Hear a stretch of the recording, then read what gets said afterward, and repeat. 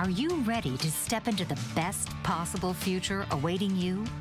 One present and thousands of different futures. Welcome to the Soul Mechanic Show with Roseanne Kulik, owner of The Perfect Rose. Rose's spiritual journey has transformed her life, and she's here to help you create that same transformation. Her mission is to guide you in building a strong foundation, connecting with your unique gifts, embracing your authentic self, and discovering the magic within to create the life you truly desire. So please, welcome the host of the Soul Mechanic Show, Roseanne Kulik.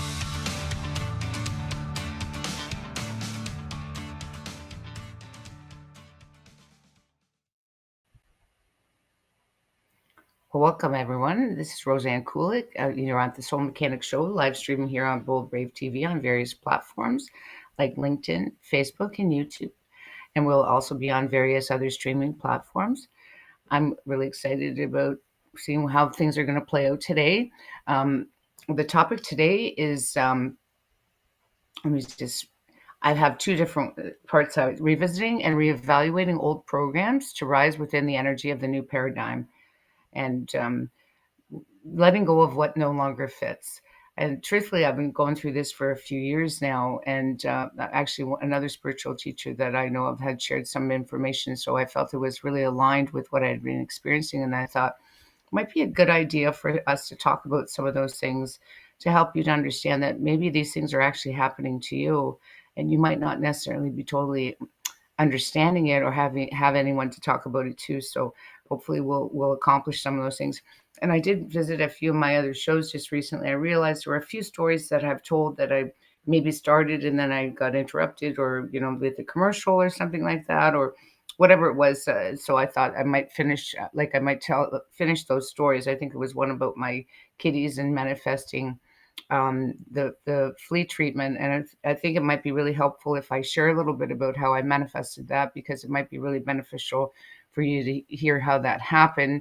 So that way you can maybe apply that in other areas of your life. Because I had shared before that when I was predominantly doing like a Course in Miracles teachings, it was really difficult for me to manifest until I was a part of a community after called Effortless Prosperity. And the reason why it became easier was this gentleman actually shared some of his own miracles or manifestations. And then after I experienced some of them, it was much more easy for me to actually create some of those things in my own life. So I thought maybe if I shared a little bit of something like that with you, it might be beneficial for you to try to see if you can apply it in another area of your life. So let's start with that. So I'm going to talk a little bit about the flea one. So I had already said that story a few shows ago, and what it was initially when I was told about it from one of the other, basically I think they were a TNR, so Trap Neuter Release group. I'm a colony caregiver. We might talk a little bit about that later. It depends on where we're going here today. First of all, I'm going to have your higher self. That's right. So let's call your higher selves to be with you, to give you the appropriate love and light for you at this time. When we're breathing in, we'll be breathing in unconditional love. So those who are driving, just say it out loud and just keep your eyes open. But for those who are not, if you want to close your eyes. When you're breathing in, you'll be breathing in unconditional love. And when we're exhaling, we'll be letting go of that which no longer serves you. And I'm going to be calling all of your guides and guardians and angels. We're just going to have them come a little bit closer to you today so you can feel their presence. So that way, whatever I'm saying to you that might be beneficial for you at this time, we're going to set our intention that throughout this whole time that we're here together today, that they're going to clear the path for each one of us, and that they're going to give you a goosebumps or an energy hug. This is something really beneficial for you, or something for you to pay attention to. This way, this is a wonderful time for you to develop a stronger relationship with those beings and with your own higher selves. So now that's a little bit better, setting our intent there. So anyway, with the flea treatment. So initially when she shared it with me, I wasn't, I had some fear around it. I had had some fear around it. I don't want to go too far into the story, but basically, like, there's certain ones that you can use, that, for dogs that you can use, but you have to split up the amount, of mils. And it ended up that I realized, like, years ago, I did ended up, helping my one cat, um, who had diabetes, and I had measured out certain things, and I had to give him injections and things like that. So the truth of the matter is I was pretty comfortable with actually putting a needle in an animal, and when it came to the flea treatment, it was more topical, so I didn't know why I had such concern with it, but I did until a period of time when I guess I released some of that fear. So it ended up that I really wanted to manifest it. I wanted to manifest that solution because it would be the most affordable way for how many animals that I was going to have to use the treatment for. So I ended up praying about it, and I went initially. I went with that kind of like, asking for help, genuinely asking for help, and I noticed that it didn't work. All I can say is I noticed it didn't work when I asked for help that way. But then what happened was, I realized, well, what am I doing wrong, right? So then these were people actually that were in the industry. They were like, "Oh no, I can't help you. No, I can't help you." So then I ended up doing my daily practice, and I went in my meditative state, and then I just, when I was in the expanded state, when I after I had cleared everything and got myself really open, I said, "Thank you for leading me to a person that has a dog that, that would be able to somehow get me this flea medication," right? So a large dog that would, that would be okay for them, or that it would be easy. Like, thank you for telling me who it is. So basically, I let that go, and I really didn't think much of it after, and I ended up just doing whatever I do throughout the day. And I'm not sure if it was that day or the day after. I think I might have said it again. Thank you for, leading me to the person that, the right person who has a larger dog that would assist me. And it ended up, I started to think of one of my neighbors, because I'm like, who has a dog that I know of? Who has a larger dog that I know of? And of all things, that's how it pretty much manifested. One of my neighbors, it ended up being them that did it, but it sure didn't seem to work when I just asked for help. So that's why sometimes when it comes, especially with my where I'm at on my journey with my spiritual journey, and that's why even when it comes to, when it came to, trying to raise money initially for my colony, it was like it's almost like if you kind of put it out there that you need help, it just makes you kind of keeps reflecting back to you that you do. So anyway, it's almost like, more that the prayer is already answered, and then you're just being led to someone who's be more than happy to facilitate in the answer of that prayer. Now, the other story that came up was when, I think, when I was talking with my ex one time, and he was trying to get me to see my spirituality more like a job, like comparing it to like a 9 to 5 job. And I said, when you're a facilitator, when you do this kind of work, like, this isn't something that you just can do from 9 to 5. Like, see, like a doctor can be overweight and tell you you have to lose weight. Like, that's an occupation. It's a beautiful occupation, but like when you do spiritual stuff, like for, way of life, like for a living, or want to do it, some part of it for a living, it's almost like you're supposed to encapsulate that in your reality. Like, it's supposed to be a piece of you. So I said to him, I'm not just that from 9 to 5. Like, that's partially, it becomes who you are, right? So there is a big difference, um, between an occupation and something that you have chosen to embody, right? So, um, and the story about my father, I'm not necessarily sure if I should, but I'll do it right now. So what I shared a long time ago, or a few shows ago, was one of the things that started me, questioning on my journey, was when I was that little girl tugging on my father's pant leg after some type of an experience where he had been physical with my mother, and I had said to him, where he had harmed her. In my mind, that's what I saw. I mean, it wasn't just in my mind, I saw it. And I said, Daddy, like, why don't you apologize to Mommy for hurting her? And he said, apologize for what? I did nothing wrong. And as a child, that really kind of confused me. And that would lead me to asking a tremendous amount of questions throughout my whole life, really. And there basically, from what I've come to decide, there are only two separate things reasons why he could have approached it from that answer. Number one is either he blacked out and doesn't remember even did it. There's the potential that he could have, and he wasn't a drinker, but there's the potential that someone just black out in a rage.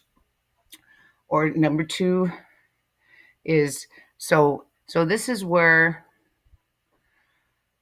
some of the course teachings that I experienced, I wasn't sure if I necessarily fully agreed with. I might have applied some of these teachings along the way. I always do experiments with different things.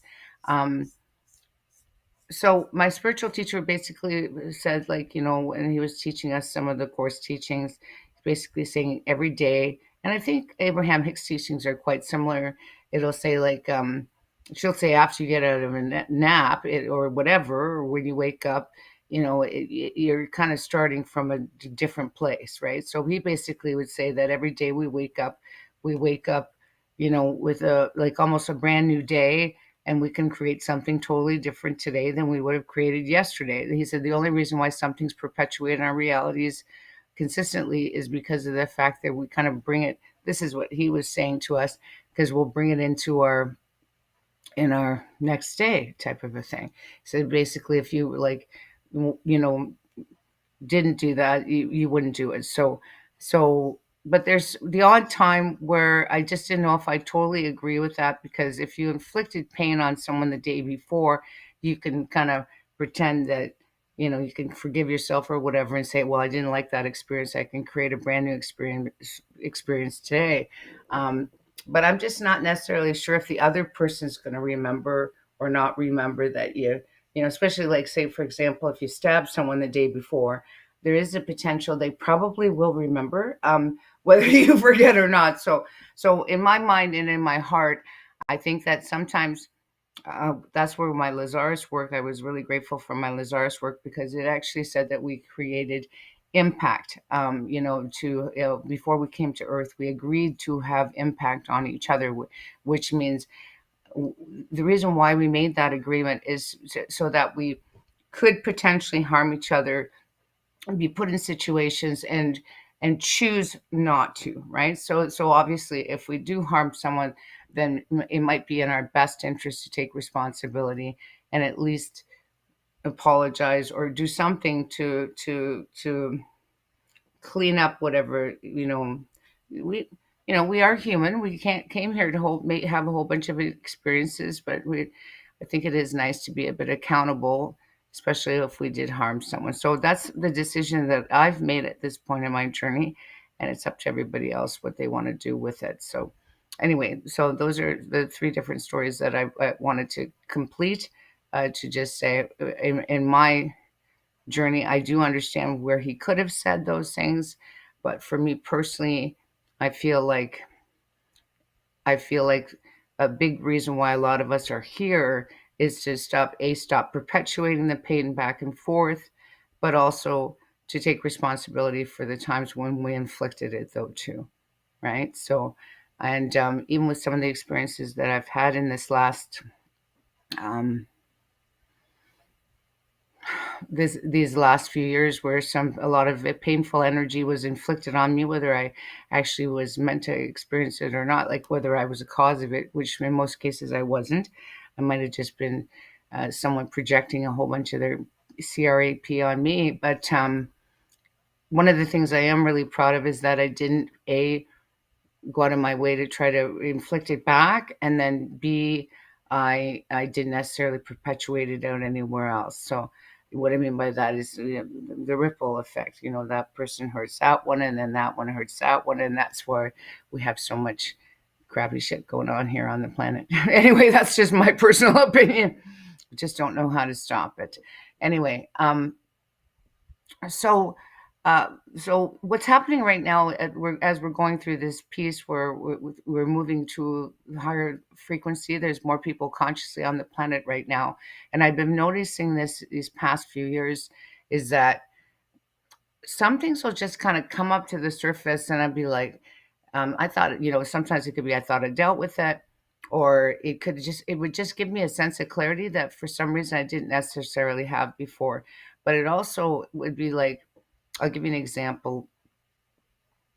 Like at certain time periods, like when I was younger, there was a little bit more sexual discrimination still. Like, women were a little bit more suppressed than they necessarily are now. I mean, there's still some of that happening in different countries, but I think that we're working on, becoming more equal, in at least North America, anyhow. But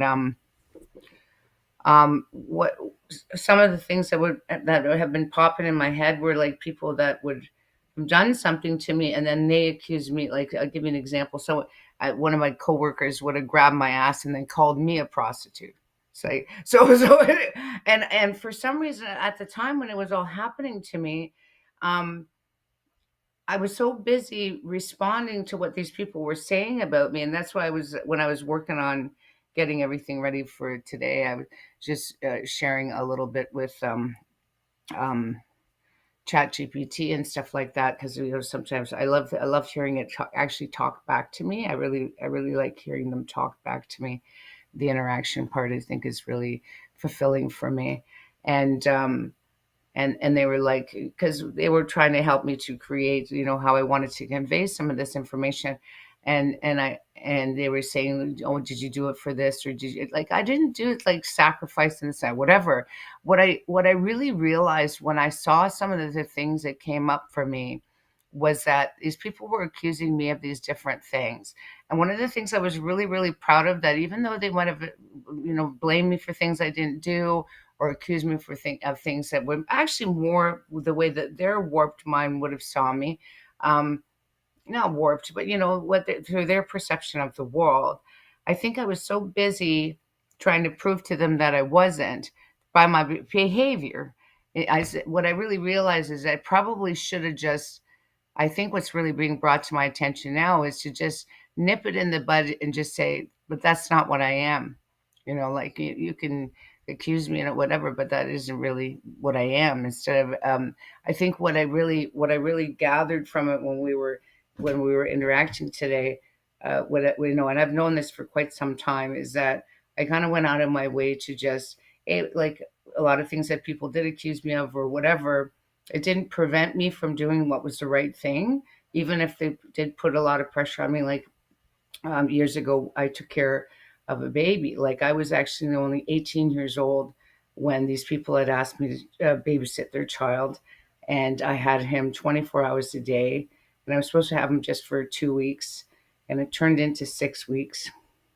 And I turned into the therapist of the people. They were like 27 years old, so they were almost 10 years older than me, and I was probably more mature than them, and taking care of their baby with not much stuff. They didn't give me much stuff, but I love this baby. So next thing, I'm becoming their therapist, and then and they're all having affairs on each other, and everyone's confiding in me. All these different, and my girlfriends are jealous.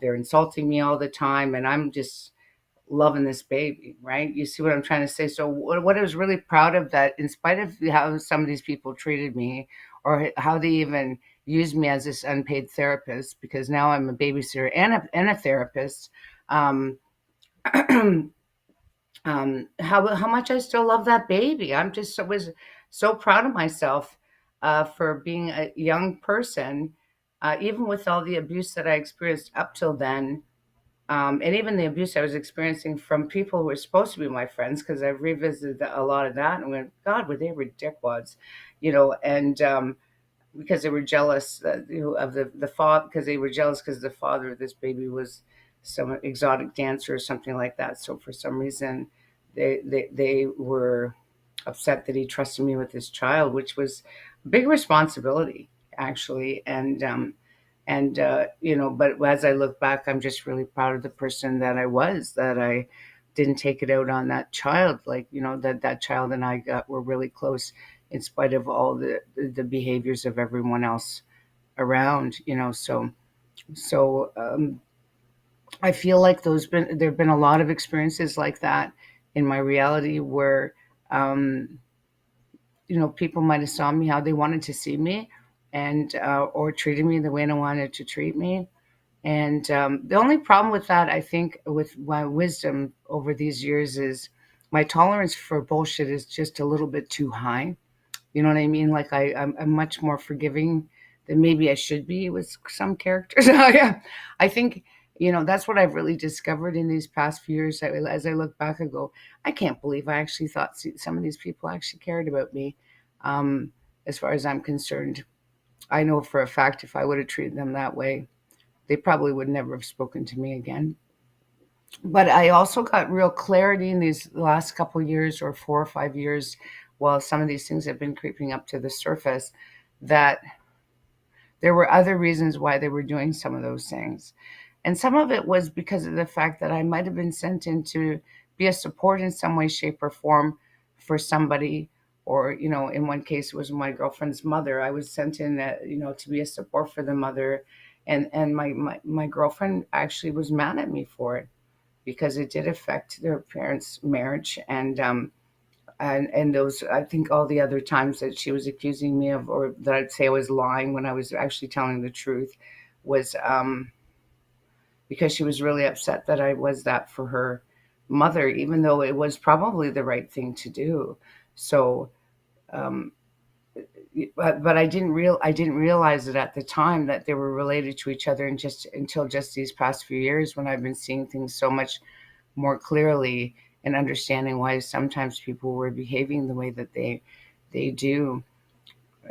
So it really wasn't tied to anything that I was doing, and it was tied to a good that I did, that she was just upset about the result from it and decided to take it on me, instead of being upset where the real problem was that her parents separated, right? So I didn't cause that problem. I just was support to the mother, and as a result of it, I was kind of blamed for it, directly or indirectly, for things. So these are the things that I've come to see on a deeper level in these last few years, that maybe I didn't really necessarily see it like that before. I might have saw layers of it, might have saw a piece of it, but I got a better sense of clarity. So I'm just bringing some of those things up to your attention, that's how it's sort of happening. You might get an old memory or something come up, but you're going to see it in a slightly different way. And the whole reason for that is you're seeing it in a slightly different way to give you a different perspective, and to have you, like, truthfully, these past few years, with the clarity that I've been seeing it, is that I'm just loving myself more as a person. I'm like going, holy fuck, like I've been a pretty decent person all along. I don't know where the hell these people are getting all this crap about me, because when I see how I handled that, it was pretty darn good. When I see how I handled that, pretty darn good. In spite of some of the crappy shit they were saying me or telling me what I was or wasn't or whatever. Um, you know, so uh, truthfully, that's what I've been working on embracing within myself. And I'm just encouraging anyone else that might be having some of those experiences. Now, some of you may have inflicted pain on others, and that might have been something that you experience, like you've chosen to experience, because not all of us came here to have the same life experiences that I came to have, or to play the role that I came here to play. Um, but at the same time, like I say, I'm really happy that I still love that child and how I handled it, and I'm really happy about, even in other experiences that I've had, even in these past few years, how the way I might have handled it, in spite of how some characters may have treated me. Like, some of my neighbors were being funny about something about their animals, and they were telling me to not speak to, treat, talk to, or interact with their animals. I said, listen, I am not going to abuse your animal because of the fact that you're telling me to. You know what I mean? You're telling me to. I said, if they're out with my other animals, I'm going to treat with the same level of respect as I did before. And as and I am not going to do that, and I'm not going to do that to these animals because I when I was in college, I did end up getting close to my roommate's cat, and she got jealous, so I started backing off on the cat, and it kind of traumatized the cat. So I'm not. I already learned that lesson. I'm not going to do that. I don't go out of my way if it's someone else's animal to make it mine anyhow. So but I do try to love and respect them as much as I possibly can, but not get overly mushy gushy because I know I would be upset if someone did that to me. Like, and I've said that to some of my neighbors. I say, I treat your animal with respect. I will pet it and tell it how handsome it is or whatever. If it wanted to come in to visit, it might come in to visit the odd time, but I don't let them get too cozy because of the fact that I want them to go back home and I want them to be loved by their owners, right? So there's that. I think when you start to approach things from those places, you just realize that you you just put yourself in the other person's shoes, at least try to, and just imagine how you would feel if someone did it to you, right? So um, that's the simplest way that I suggest with that. But while we're going through some of this piece, sometimes it takes a little bit for our bodies to adjust.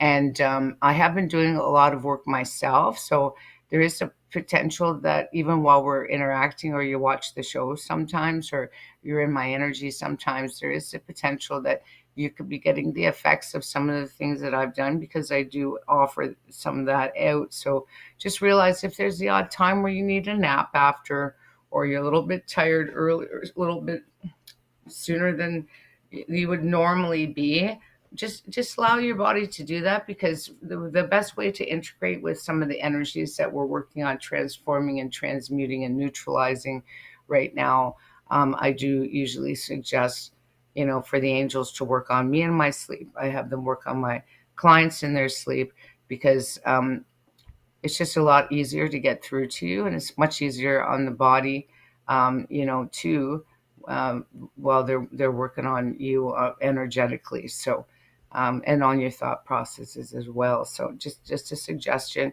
and a little extra water, and sometimes electrolytes are really helpful too, because seem to be getting blasted quite frequently with more higher frequencies, on top of the fact that there are many of us that are doing more work on ourselves.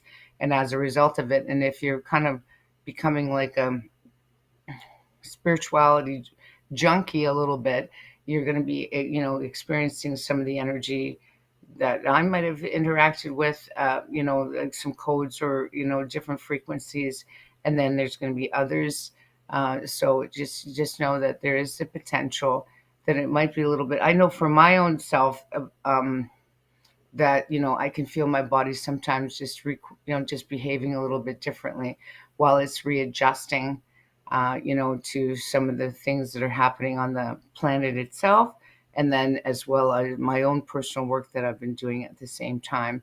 So I hope that helps you in some way, shape, or form. Um, One of the things that they were saying, and I know that I actually noticed it myself, was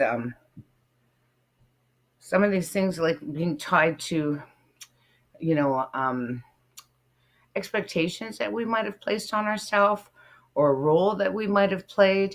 Um, I will say that even when I was doing, like it might have been a few shows ago, like how can I make a difference? And when I was sharing some of that information, some of you are going to be being called to probably do that more. What I did for many years. Now I'm being called to do something slightly different.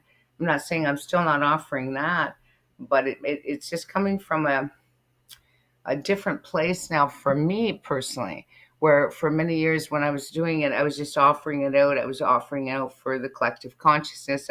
So now I'm approaching things from a different place where I'm still going to be offering that out. But for me to actually, when it comes to my work or from when it comes to my personal life, um, perhaps more aligned, like people who are more aligned with not necessarily being as skeptical about what I'm sharing, or people who are more similar, at like maybe similar to me, or yeah, like similar life experiences, but at a different stage of their journey. And we're working on kind of more co-creating, instead of necessarily. I I find a lot of, like, when I had my little group, I remember I said to my guys, I said, like, I want people that kind of want to like, they said, why don't you try to draw to you people who are more like you?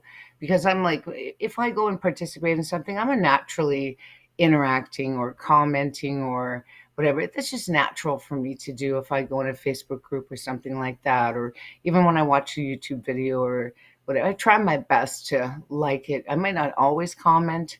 The only reason for that is because sometimes, like, if they've already had a lot of comments, I'm just not sure if I want a whole bunch of comments back, type of a thing. Um, but I will like it. I will like the video. It just depends, right? So, but if it doesn't have a lot of comments, I'll put a comment. So you see what I'm saying? If I watch something from a movie, and if I see an interview from someone that about a beautiful movie that I watched, I may comment when, especially when I see that there wasn't many comments on it, and I really enjoyed the movie. I will let them know how much I appreciate it, even if it was a few years ago. I think it probably really means a lot to people. I know it has for me. So I wanted to. I wouldn't mind experiencing more people like me, that are just genuinely doing it. It's not necessarily something that has to be forced, where it's just something that comes inside of them. I mean, they're tiny little gestures, but they can make a big difference in content being watched by others. You know, um, they're just tiny little things, but they can make a big. You're there anyhow, right? So it's just like, in my area here. For many years, I'm in a cul-de-sac, and so we're at the end of a street, so it'll blow, like, the garbage will blow to the end of the street. And I've had people who are older than me, men. They'll be like, "I'm not picking it up." They're just think they're, the city's going to do it. It's like, well, I like looking out my window, and I like kind of like looking out my window and not seeing a yellow bag and this and that or whatever, and I'll pick it up. I'll pick it up. It looks nicer out my window. It just looks nicer. It feels better to me, and I would prefer that the people don't go out of their way to intentionally drop the garbage. I mean, I had some neighbors that were intentionally dropping, stuff. So I kind of prayed for them to stop doing that, and they did, because I would end up picking up that. But I mean, these are different ways that we can make a contribution, and co-create a little bit different reality, right? Because as long as everyone keeps waiting for somebody else to do something, we could be waiting for the rest of our lives, for things to improve. So that we, not just improve, just a little bit more of an enjoyable experience, right, for everybody. That's what my heart says. So, um, what else is going? So basically, so this, like, some of the programs are like, I think, I must, I should, um, just a certain roles. Like I say, I had already kind of looked at that after my loved ones, my main characters had passed. I was like, why is it at this time on the planet I chose to be a female?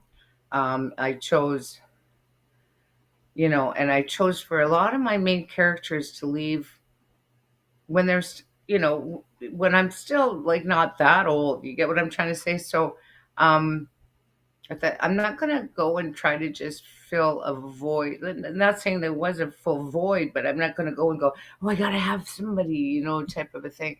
And I said, and then I thought, yeah, I want to see what programs that I might have had still as a result of being someone's sister, and or being someone's ex, or and maybe it was time for me to let go of some of those. Maybe there were on some level still some some programs in there, and I've been giving myself time to just look at something that had just been shown to me.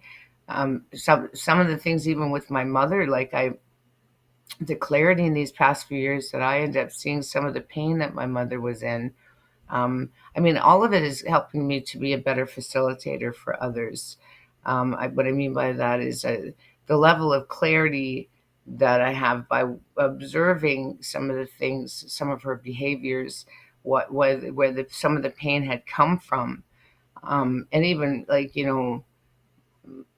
my sister-in-law and my brother, like when they shared certain things with me, and then I end up having flashes of what really, like in these past few years, what really happened, where she was really at. And I was like, oh my God. And they responded like that. Like, how painful was that?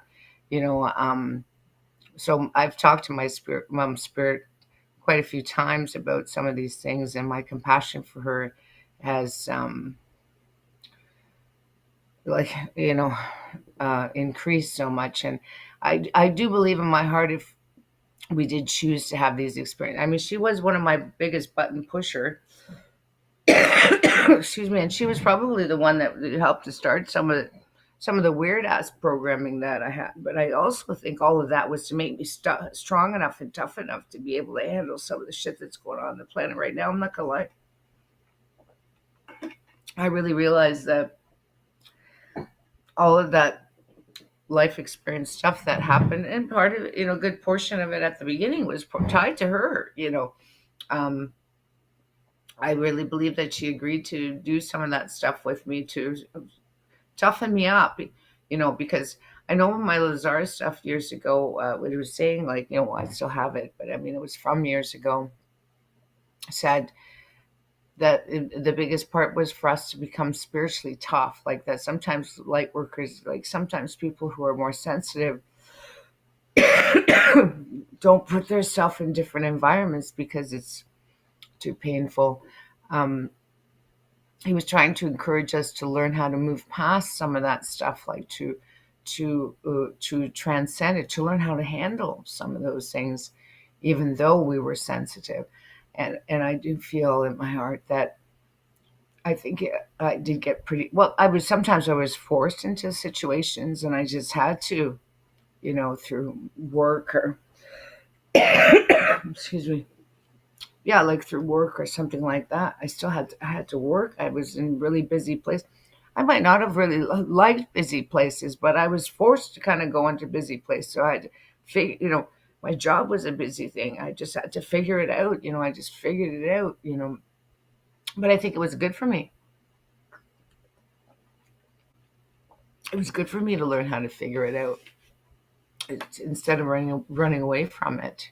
You know, um, and and I think it also helped me learn you know to navigate through other experiences that might not be as easy for some other people who didn't kind of weren't subjected to some of those things, or maybe some of the people now that that have you know a certain level of awareness and kind of protect themselves too much.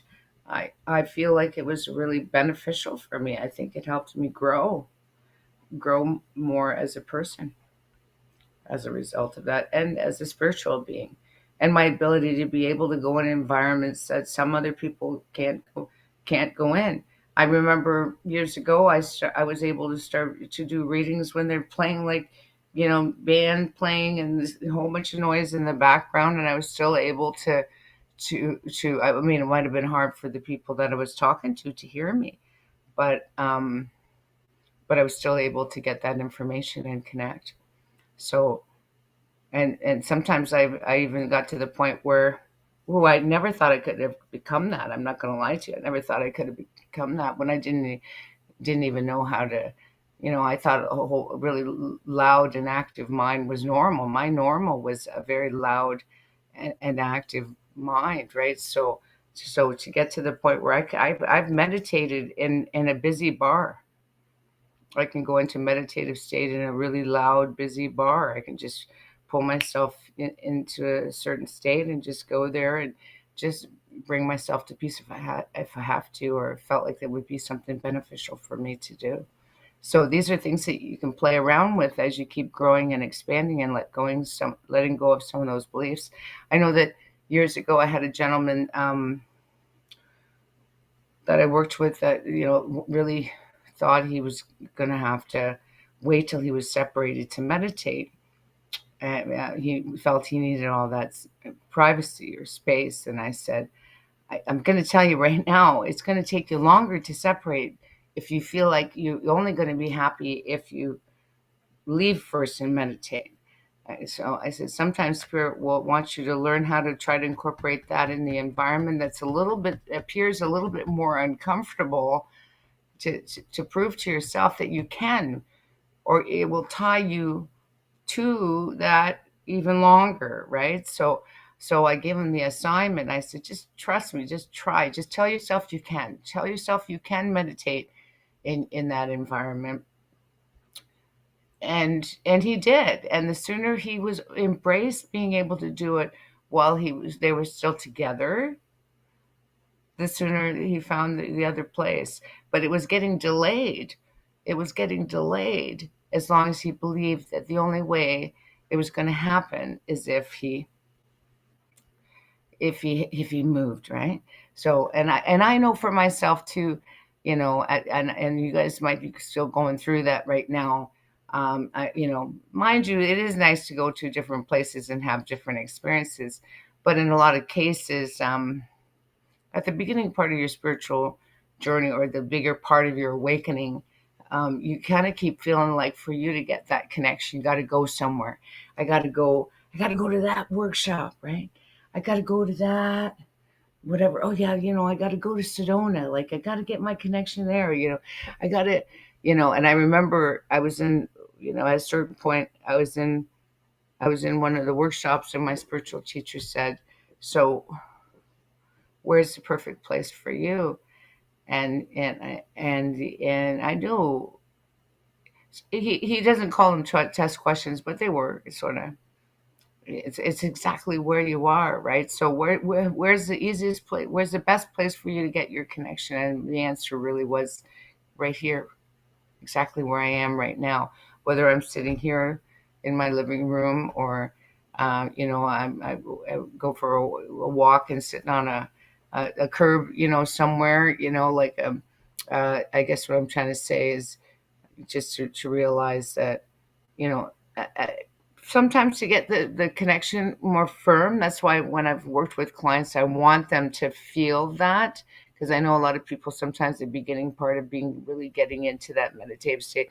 I know how long it took me to get to that place, to really feel it, right? So my intention was I want them to feel it as quickly as possible. I want them to just have that experience, right? When they're with me or when we're working together.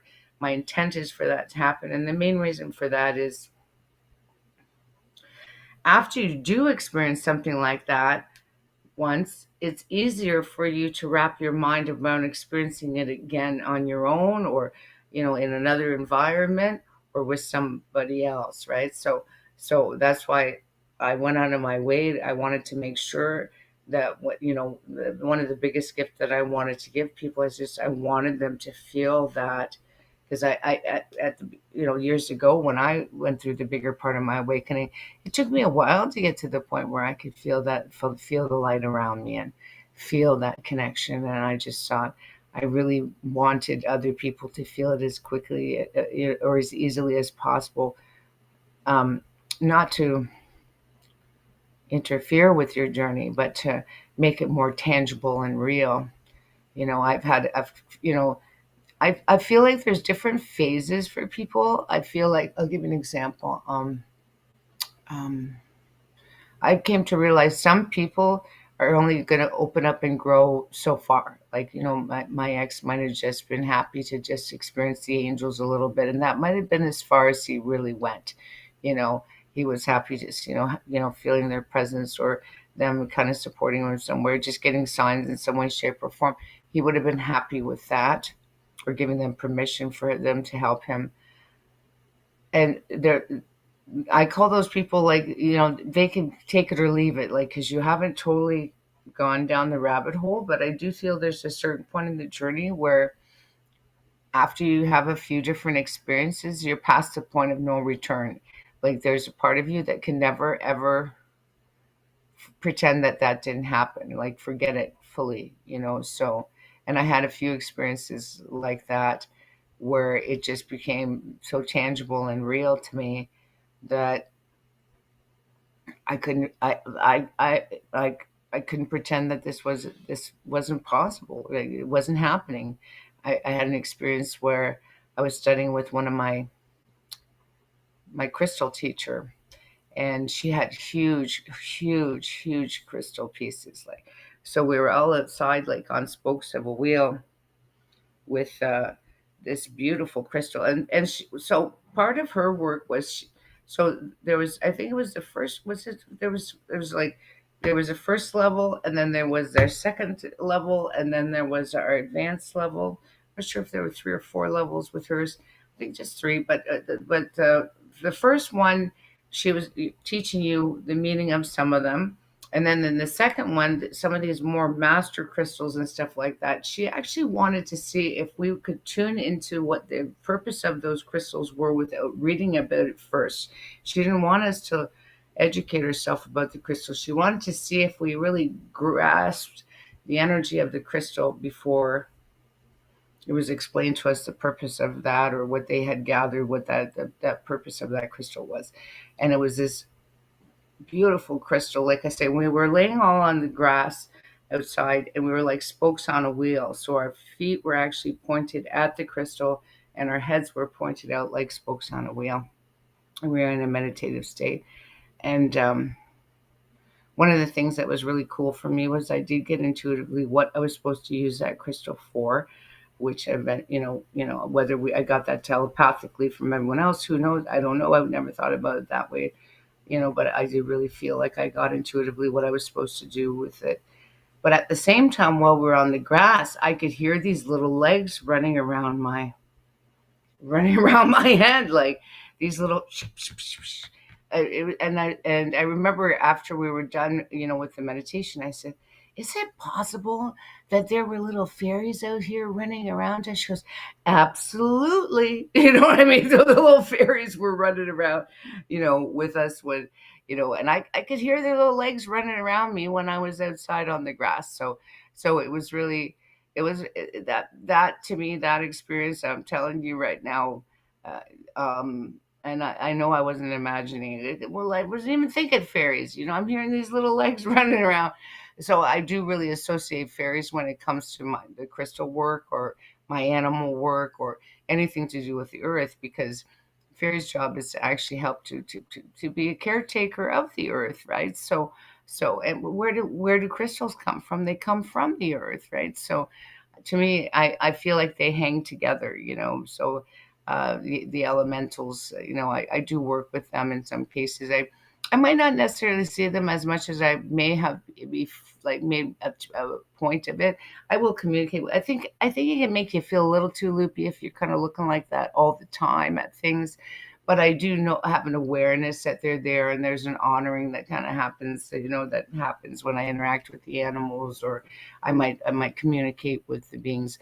I might see them more as light than necessarily like these little figures and stuff like that. I mean, at a certain point, I saw some stuff like that, or communicate with trees, and the beings in the trees.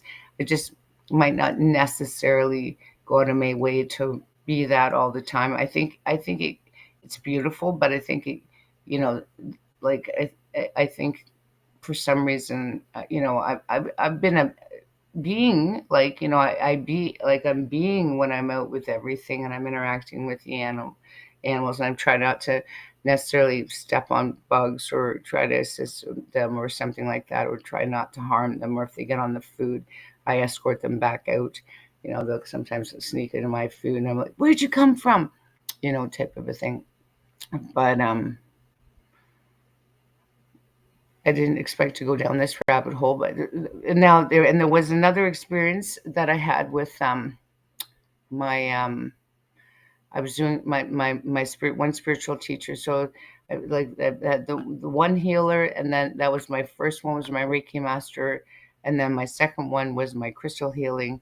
I mean, I've had some other ones, but these were my ones that I did some really deep work with. And then the last one, she's still in my reality now. But I remember we were doing some big, huge releasing. Like I did some really powerful work with her, and she had a certain area like you could just feel all the light and all the beings and everything like that that were helping. I remember I was in a workshop with her.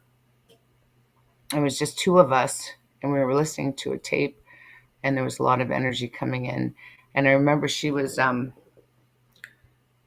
hands were on my head while I was releasing, but I think she also separated herself and she put the rest of her on my feet. And have done that with some of my clients myself. I've even actually done it on myself. I did a healing on my just recently. I've done a healing on myself where I'm in my body, and then part of me is doing a healing, and I'm sending a piece of me holding, and then another piece doing my legs. But sometimes it is nice to have somebody else doing that. But yeah, like I remember feeling her on me, and I also felt another aspect of her on my feet, um, uh, helping me to release properly that way. Those two experiences for me personally, I mean, I've had other ones, but that's when it became very tangible and real. So my wish is for others. I mean, obviously you wanted to not totally freak your ass out either. That's what my wish though is for my clients. I want you to have an experience that becomes so tangible and real to you that it's just can't be just your imagination anymore. And what it does, it just opens your mind to a world that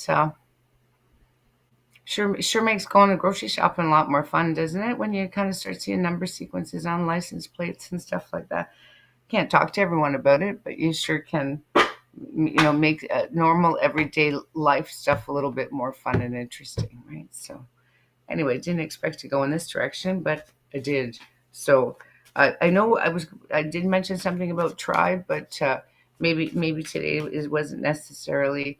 But I did get more clarity about what I wouldn't mind creating for like at least a foundational group of some sort. I did drop these guys here for myself, for people who I'd want to. Oh, so we got that restless society overactivity card again. It's time now. It's time for me to let go of any restlessness and overactivity. I stand still and take time to listen to the messages of nature, music, and beauty. Through inner silence and peace, the universe speaks to me, and I quietly find my way towards the fulfillment of my soul's desires. And I dare now, I'm divinely guided. I take all the necessary risks in order to realize my highest dreams. So I am going to be trying to post like on. Um, and I am going to be trying to post. Oh, sorry, on if some of you are doing audio a little bit more, but I do have some stuff that I did do a little bit of work on some of my web stuff. I just haven't loaded it all up because sometimes I do part of it and then I don't finish, and that's what ends up slowing me down.